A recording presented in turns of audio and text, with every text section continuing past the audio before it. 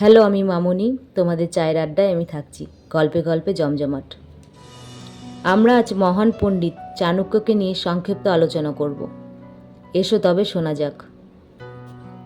প্রাচীন ভারতের ইতিহাসে যে কয়জন পণ্ডিত ছিলেন তাদের মধ্যে চাণক্য ছিলেন অন্যতম।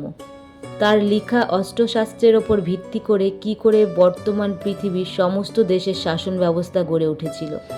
তিনি ছিলেন একজন সাধারণ শিক্ষক, অথচ তার দেখানো পথে চন্দ্রগুপ্ত মৌর্য গড়ে তুলেছিলেন ভারতের সবথেকে বড় মৌর্য সাম্রাজ্য। এখনও তার নীতিকথা অনেক মানুষের জীবন বদলে দেয়।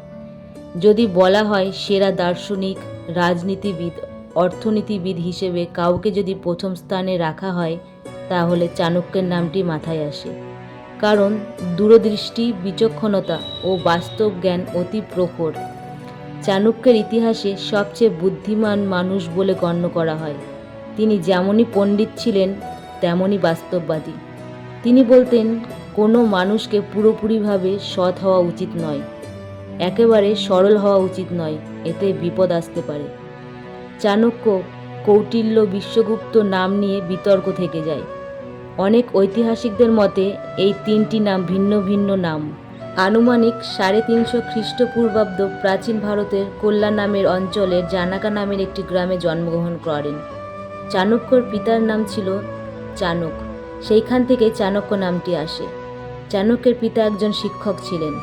তার শৈশব থেকেই তিনি নিজের সন্তানের শিক্ষার উপরে যথেষ্ট গুরুত্ব দেন। সেই সময় বেদকে মনে কূটনীতি, বিদেশ নীতি, অস্ত্রবিদ্যা এইসব অল্প সময়ে পারদর্শী হয়ে ওঠেন।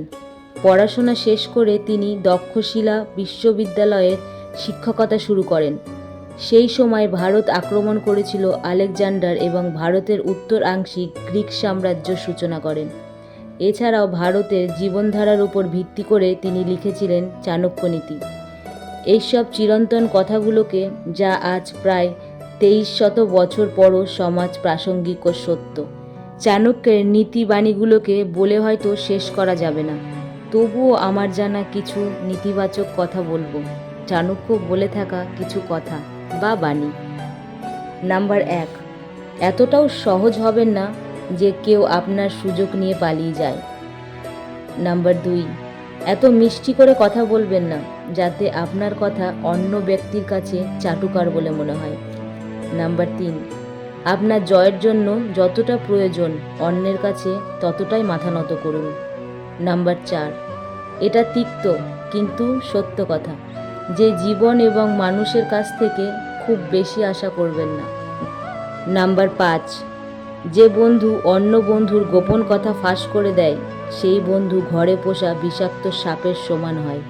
তাই কুসংগ, ঋণ, অগ্নি ও ব্যাধির শেষ রাখতে নেই, কারণ তারা আবার বেড়ে যেতে পারে।